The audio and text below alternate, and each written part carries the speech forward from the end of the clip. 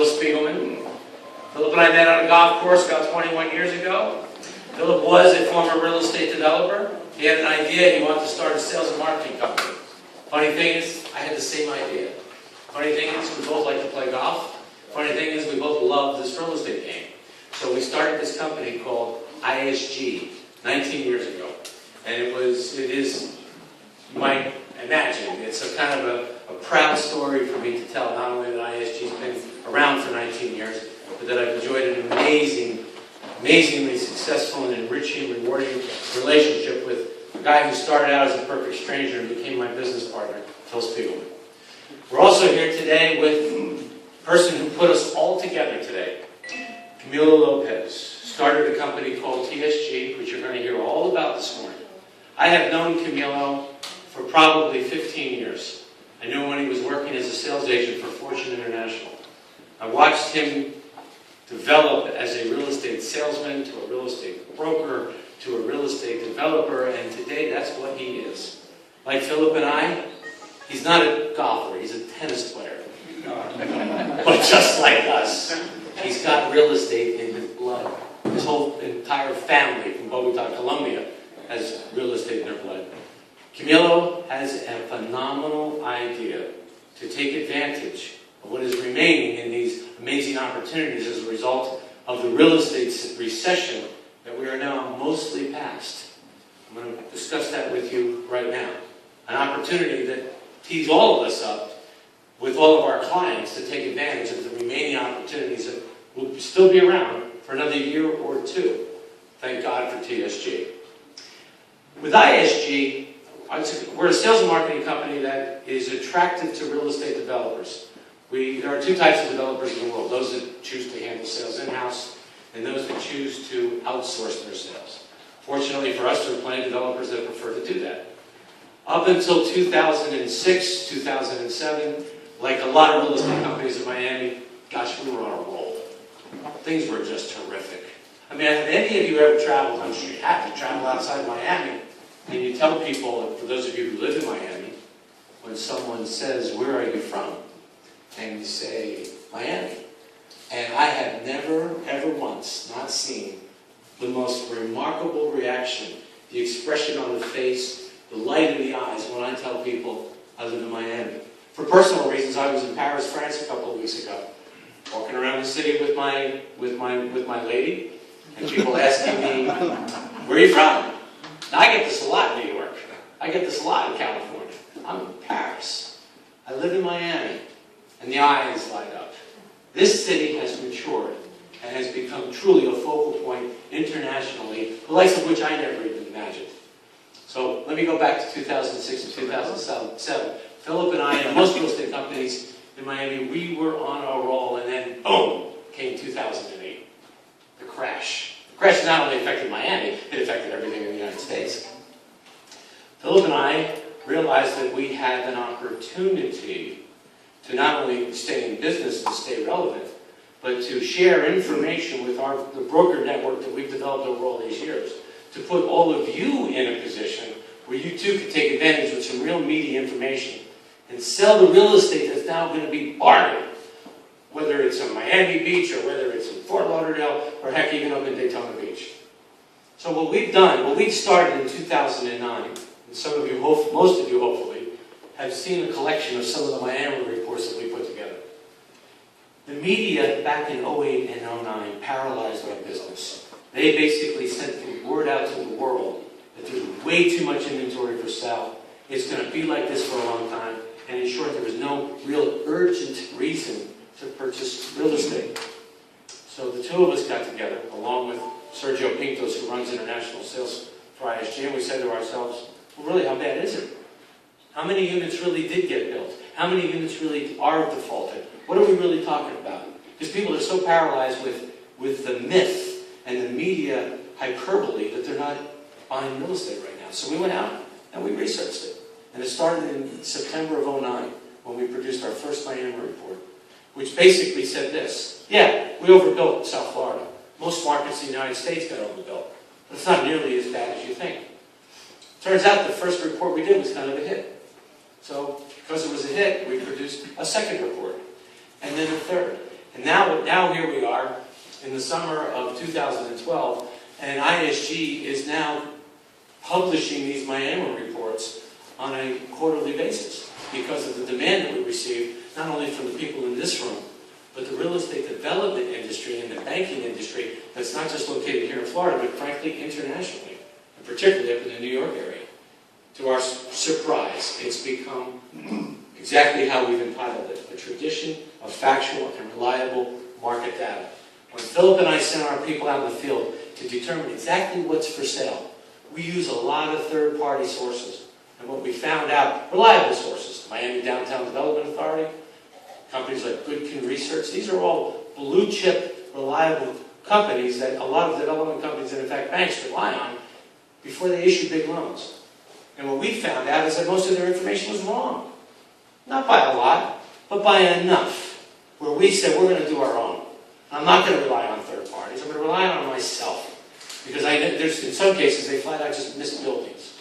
So we produced this report. Today, I'm going to walk you through the latest one that we actually got out of the printer last week. Or in fact, we touch on the opportunity that's going to be presented to you today by talking about shadow inventory. A couple of headlines, if I may. This is a report that was issued by Citibank, specifically for their high net worth individuals who entrust their money with the Citigroup money managers. And it was a phenomenal report.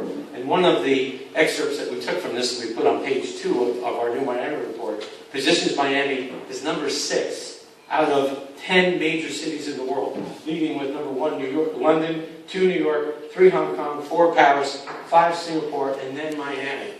If I may, I just shared with you my personal story from a vacation I took in Paris a couple of weeks ago, about how relevant Miami has become on an international basis. Not just my opinion. Citibank thinks so. They ranked us ahead of Geneva, Shanghai, Beijing, and Berlin. Miami has become a very big town. It's a very big deal. And you all know it when you go down, wherever you're going to make presentations for real estate. When you start with Miami, you probably don't have a hard time filling up the room. Now it's just a question of which submarket you're going to steer them to.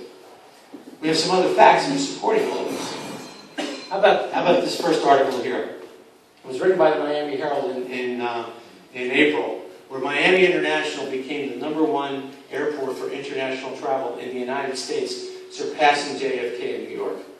That's a big deal. I mentioned that to people that work for ISG, that have been working for ISG for 12 or 15 years, in the kitchen at the coffee machine. Hey, did you see today's paper about the airport? And maybe most of them missed the article, but not in every single case. Mouths dropped. Number 2, Ron Sheffield. He's the president of a company called EWM, very reputable general real estate company. Philip and I think the world of the guy. The pace of sales in Miami is extraordinary. It's beyond anyone's expectations. He touches on it. We're on track this year to sell more inventory than ever. Number 3, the nation's shadow inventory falls to its lowest level since 2008, which is also true here in Miami. What that basically means is that all of these foreclosed houses, condos, townhouses that went back to the banks, that were supposedly going to come back into the market and flood the market with more inventory at depressed prices, it's not happening so fast. It's not happening for 2 reasons. In one case, a lot of the banks are renegotiating these foreclosed loans with the current occupants who were former owners of these houses, because it makes a lot more sense for these banks to just try to renegotiate those mortgages with the people that they foreclosed on and resell the house back to them than to go through this entire process of foreclosure. The other part is they're starting to sell these because the market is starting to feel the effects of the strength and the rebound that we've just went through in the last few years. And they don't have to throw these houses on the market at fire prices, at fire sale prices, I should say. This is the article that started the whole thing, and I'm going to go through this very quickly, because I really want to get to the TSG story today. But back in May of 2005, the Miami Herald published a story, maybe most of you saw it. Just between Brickell and downtown, there were 62,000 condominiums proposed to be built just in this little part of the world. Folks, I promise you, there aren't 62,000 condos that exist today. So when this article came out in the Miami Herald in May of '05, and the media jumped on it and said, oh my God, there's a bubble that's going to burst in Miami, they were right.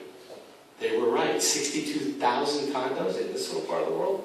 The truth is, though, less than a third of these actually got built. There's only 17,500 that actually got built. By what was it? By January of '09, down, over here, 10,000 were for sale. So that means, make a long story short, 17,000 from 10, 7,500 units closed. They weren't all speculators. Some people actually bought these buildings because they wanted to live in the buildings. Some of them, though, however, were speculators. And they defaulted. We had 10,000 units for sale. But when you put an article like 62,000 units in the heads of people, and the gap between 62,000 and 10,000 was remarkable. This fact alone, in our opinion, got people moving again. 10,000 is not such a huge number. And what happened, because we had 10,000 units on the market at one time, prices came tumbling down. Every one of you know that. I'm not going to go through building by building with you, because everybody in this room is taking advantage of these ridiculously low prices. All of your clients have taken advantage of buying units in these buildings below replacement value. That's been our headline, hasn't it been, for the last 3 years? You can't, even today, we're still selling Biscayne. I still have 200 units in this building. We're selling at an average of around $360 to $375 a foot. Trust me, below replacement value. You couldn't buy this land and build this building today for less than probably $450 a foot. So I still get the sale when it comes to Biscayne, the story of below replacement value. Except I have a problem. Look all the way over to the left. As of April of this year, this 10,000 unit number that was for sale in January of '09 reduced to 2,000. I can tell you that now it's somewhere below 1,800. And more than likely in 9 months, it's 0. In downtown and Brickell, there won't be any more of the standing developer inventory. We won't have any more this story anymore of buying below replacement value. In 6 to 9 months, downtown Miami will probably follow exactly where we are on the beaches right now. On Miami Beach, we built 10,000 units in the boom. By January of '09, there were 5,000 for sale. Today, there's less than 500 for sale. Less than 500. P.S. What's happened on Miami Beach, it went from a buyer's market to a seller's market in 2012. All of you, I can see by the nods of your heads, that when you go and you present an offer to a developer, you don't get the quick yes anymore. Sometimes you say, nice try again. 2 years ago, they were accepting almost anything we put in front of them. The shift occurred. It occurred in 2012. It went from a buyer's market to a seller's market on the beach, and it's coming here in downtown as well. Our guess, you got 6 to 9 months. Those 2,000 units, which are now down below 1,800, they get absorbed, and now downtown and Brickell becomes a seller's market. You can actually see evidence of it even in what's happening in Brickell. There are 2 projects being developed by Related, My Brickell and Millicentro. My Brickell, I actually handled the sales for My Brickell, a little familiar with that building. We're under construction, we're up to the 5th floor. Prices are rising, more than likely very quickly. On the beach, for sure it's a seller's market. In downtown, 6 to 9 months before this becomes a seller's market. The velocity of the sales life cycle says so. And when you study MLS inventory, it's significantly down from where it was this time last year. So, what do we do? Well, and that's why we're here. Philip and Sergio and I get a call from Camilo Lopez about 6 months ago. Hey, I have an idea. An idea that he worked on rather diligently for the last 18 months. Because we too, like you, love the headline below replacement value. Who doesn't? The velocity of sales in Miami in the last 3 years has been remarkable. Investors from all over the world, particularly Latin America, have taken advantage of buying in Miami at ridiculously low prices. It's been a wonderful moment in time. Something we may never ever see again in our professional lifetimes. And they took advantage of it. But now what are we going to do? We don't have that headline soon. Oh, yes, we do. Because Camilo found a way. And I have seen a lot of players try to play this game. And they have failed. Camilo found a way to get inside those institutions, the banks that control a lot of shadow/foreclosed inventory. He found a way to get it at below replacement value.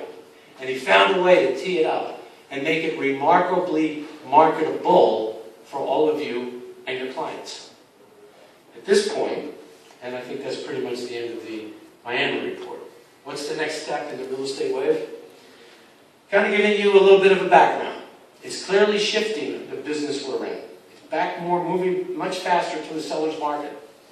To the extent we can provide you a product that matches what we have all been selling here for the last 3 or 4 years, we've got another couple of years left, where your buyers get to take advantage of this magical, amazing city like Miami at below replacement prices. With first-class quality product, with a first-class guy backing up all the representations we make. At this point, I'd like to turn the microphone over to my partner, Philip Spiegelman, who will walk you through.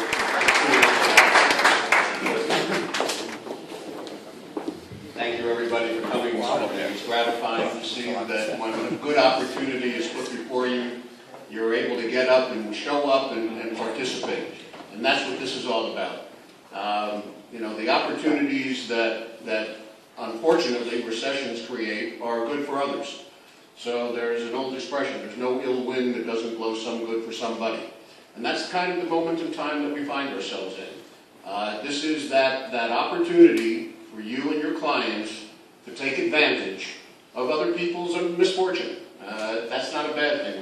We shouldn't feel badly about that. We should embrace it. And as Craig said, that window of opportunity is now. It may only last another couple of years, but you have the unique chance right now to participate.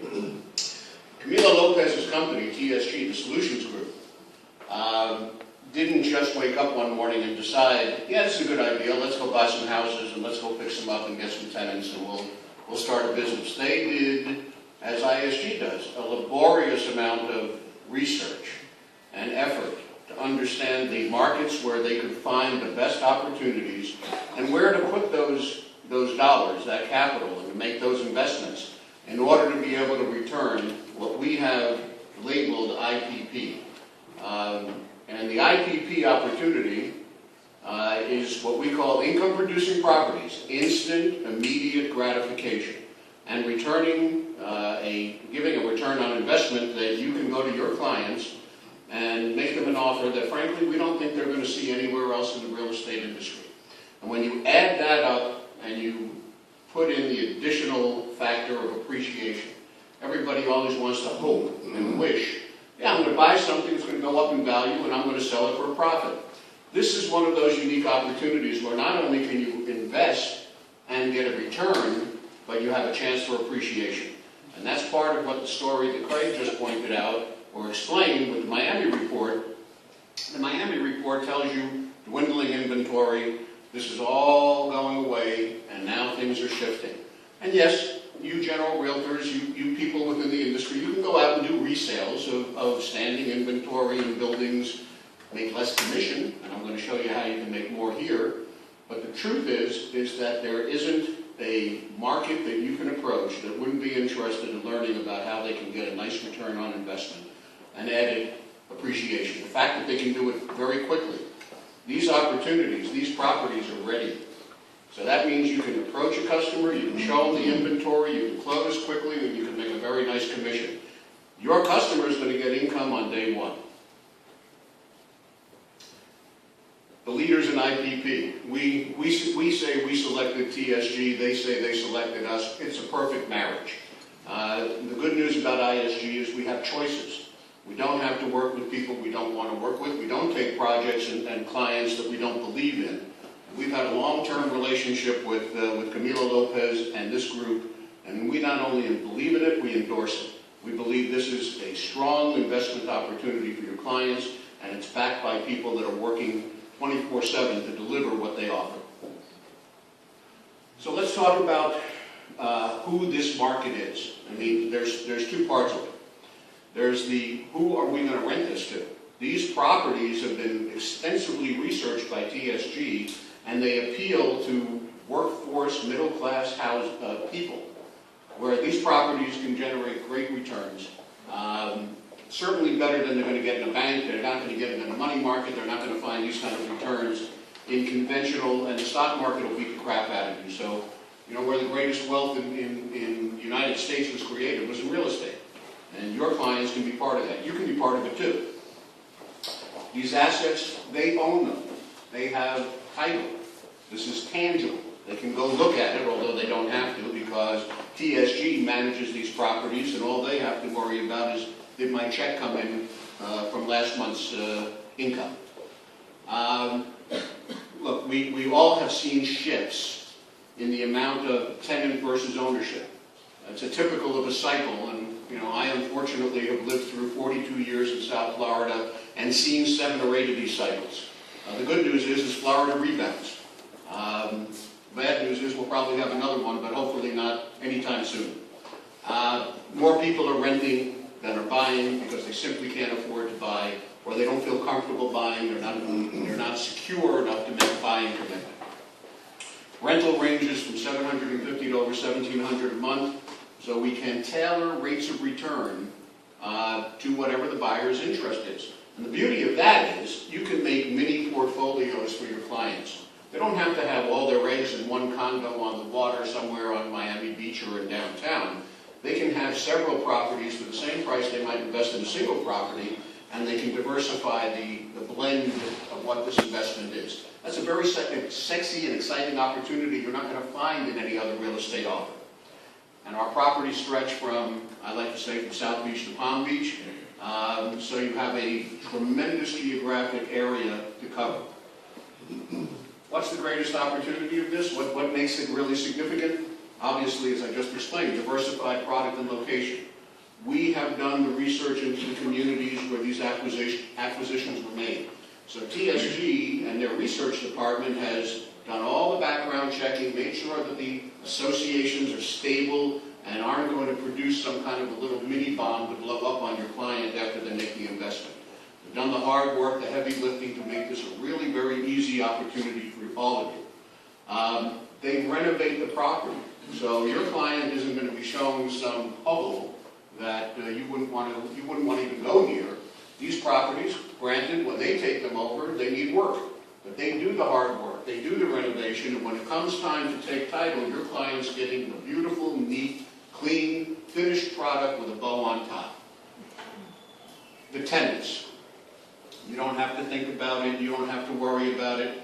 Their management team is doing the background check and putting a tenant in there that will meet minimum standards that will assure us that that tenant will, subject to what we all live with, but that tenant will continue to pay month after month and make the investment secure and productive.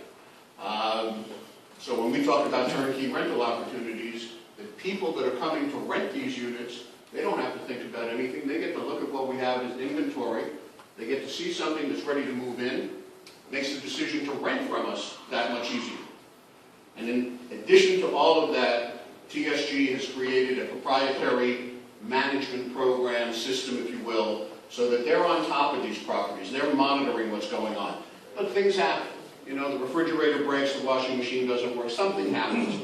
Their management team is worrying about that. They're looking after it. They're doing that job. So your client, your investor, is in a great position to sit back, relax, and thank you. You're going to get a Christmas card saying thank you, because nobody else is going to do this for them. And what we're talking about are returns that run somewhere between 6 and 9%. We can tailor the return to the property. We like to rate our properties A, B, C, D, and the difference in the rating system really determines location, other factors within the community. And what you'll find is that a property that will return the highest may not be the highest rated property in terms of overall rating system, if you will. However, it doesn't mean that it's still not managed by TSG, you're looked after, your client is supported, and it's a matter of risk. You can blend some different types together to give your client a better portfolio, or your client may say, I only want 8 properties, so I'll accept a 6% return, rather than be somebody trying to grab for the 9. But we have it all. We have a selection. We have that ability to put it all together. Track record. And, everybody wants to know, who am I dealing with? Again, TSG didn't just wake up one morning and decide, hey, I'm going to go into the IPP business. That's not how it happened at all. they've done extensive research to determine not only what they think are the best communities and properties to purchase, but, I mean, imagine researching, I know the research department, imagine analyzing 600,000 properties. I can't even imagine. 600,000 properties they have bought, renovated, stabilized, and sold over 2,000 properties since 2008. Currently, and by the way, the biggest challenge for TSG is they want more property. They want more inventory. This is what we're all shouting about. Where's the inventory? They're working on it. They have 500 units today, so everybody in this room can make a sale today, tomorrow. I'll let you go to the weekend. But every one of you in this room can do business because there's plenty of inventory for now. They're focused, as long as ISG does its job, selling, they're focused on buying and preparing more for you and your clients. So, we talked about stabilized and renovated performing assets. Right now, no waiting, close, get your commission, everybody's happy, income on day one. The alternative returns. Obviously, putting a mini portfolio together for your client is a sexy, interesting way to get their attention. Future appreciation, the upside, again, everybody talks about it, but here you're getting in way below replacement value. And with all the other benefits, there's real appreciation in the future. What happens in the market as it shifts from a buyer's market to a seller's market is we'll be in a position as this inventory starts to shrink further where your clients getting in now at the ground floor of this opportunity will have a chance for appreciation. No hassle. I mean, there's not any of us here that really wants to be bothered. Once we've made the sale, we've closed, we've collected our commission, we don't want to hear from our customer that they're unhappy. We want to know that they're smiling and coming back and thinking about spending more money. And that's what this kind of an operation provides for you. Positive monthly cash flow, who doesn't like that? These kind of returns, again, compared against other ways where you can go and find a place to put your investment money. This is I can't tell you it's an easy way to go. I can tell you that it's hassle-free. I can tell you that there's nothing but a nice fixed return for these people to look at. And based on national indicators, the rents can go up. No one says that rents on day one have to stay stable. So there's a chance for upward appreciation, not just in the value of the property, but also in rent roll, and ultimately that affects return on investment. So what TSG does is they make this process as simple as you can imagine. They've done the heavy lifting, as I mentioned. They prepared everything for you and your customer. They prepared everything for you to show your customer. So let's talk about why TSG and IPP and ISG. That's all the acronyms and abbreviations I have. 6% commission. That's attractive, it's juicy, and quite frankly, as the standing inventory disappears and the developers that are holding them start to get back to reality, you start comparing this about resales, 6% commission. It's easy, it's fast, it's no pain, no muss, no fuss. We can turn this over quickly, that's hugely important. All the inventory you're going to look at has quality and appeal. And again, you're not going to find this on the MLS. You're not going to find this in the resale inventory. This is something you can tell your client, you've got an advantage. You're not going to find this widely distributed. We're going to the best and the brightest. We're going to you folks and we're saying, be part of this. Get in now. Be the one to call your client and say, I've got something special, and they're not going to find it. Your neighbor's not going to find it. Your friend's not going to find it unless they get it through me. Make yourself part of this important release. We're giving it the ISG endorsement. As Craig said earlier, 19 years of ISG, we've represented some of the biggest developers in the world. We still do. And when we tell you that we've done the homework and that we're backing up these people and saying that they're the real deal, that should have some weight for all of you. And then their own proven track record is definable and certainly makes a difference. Examples of some of the current inventory. And by the way, I don't know if you've met, but we have our sales manager, our sales agents are here, available to go through the inventory. We've got takeaway pieces for you. We've got access to internet information. We're going to make this as easy as possible. By the way, in just a little bit, to add to that, the Miami Report. If you leave your business card here today, with the girls at the front, we can provide you with the Miami Report in digital, flip book style, and any other information that you would like to have, we'll get it to you electronically to make it easy for you to contact and distribute to your clients. I'd like to introduce Camilo Lopez, the man and the brains behind TSG.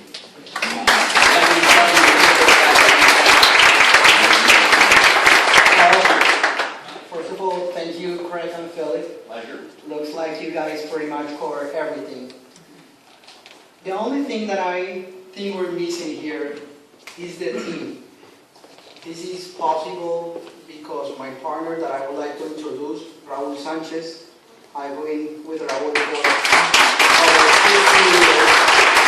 And this is the reason why this company is so successful, because I'm pretty much, as you guys said, travel the world, raising the money and making sales. But he's the one behind the scenes making this possible. So I'm very proud of what he's doing. I mean, the reason why you can take this product is completely packaged is because we have a team over 40 people doing a research. Nico, congratulations. Luis, where are you? Yeah. Nina, stand up please. Erika, Kathy, Yolanda, Susana, Jessie, Valentina, Ivy. There's a teamwork, and in reality the only way to put things together is through a team. Pablo, Gabriel, well, there's a bunch of people. And I'm so proud today we just passed over 1 million square feet that we acquired. We just passed over $100 million in sales, and we're lucky today to take this opportunity. We want to really take it into the next level. We're working very closely with the largest institutions, and the opportunity is now. For the past 2 years, it was, I'm telling you, very shocking. I remember Valentina, my wife, who was all the supporting here. When the market crashed, we were on the water $2 million, and I said, baby, we have our last shot. Let's buy an income-producing property. That property, the bank can take it. So we bought that property, we renovated, we rented. Now it's into our son Lorenzo's name, which is a good thing.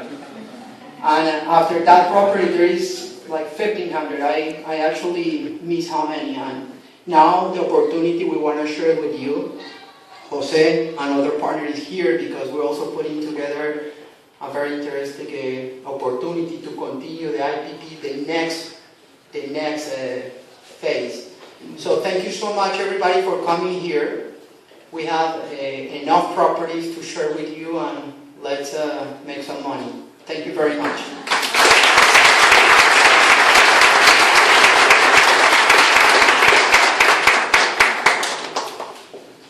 So thank you, everybody. Please, we want to get everything in your hands, make this as easy as possible. We've made a little luncheon for everybody today. Let's mix, let's mingle, and let's figure out how to make some nice commissions together. You'll be happy you did it. We'll be happy to do business with you. Thanks for coming.